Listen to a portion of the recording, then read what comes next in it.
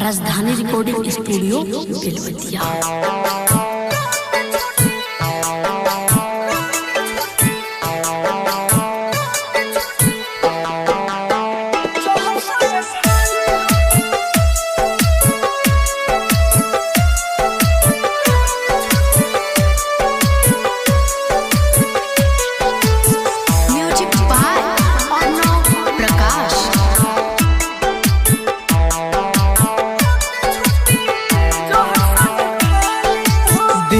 एगो रोटी छोटी जहर संगे खाली हो, जहर संगे खाली हो। दे दो एगो रोटी छोटी जहर संगे खाली हो, दे दो एगो रोटी छोटी जहर संगे खाली हो। ना तो तोहर प्यार हमें पागल कर डाली हो, पागल कर डाली हो। दे दो एगो रोटी छोटी जहर संगे खाली हो, दे दो एगो रोटी छोटी जहर संगे खाली हो।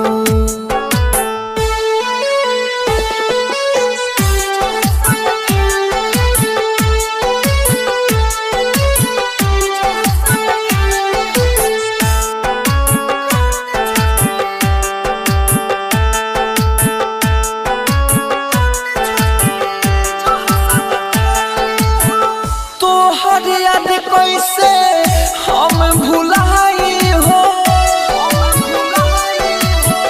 तोहर याद कैसे हम भुलाई हो। दिल दीवाना समझ न पाई हो। सच कहतानी सुनो बतिया हमार हो, तोहरा बिना बाटे दुनिया अन्हार हो। तोहरा बिना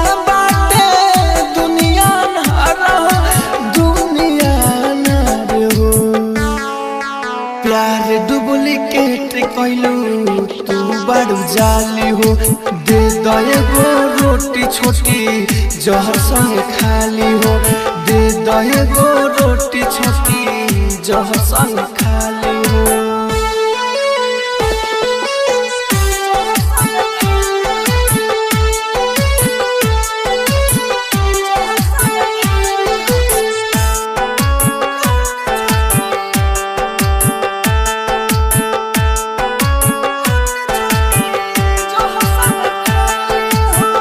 हरदम भाई तोहरे हमके धीरावता,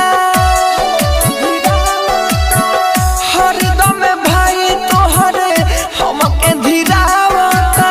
मारा पिट करे खातिर बहरी बोलावता।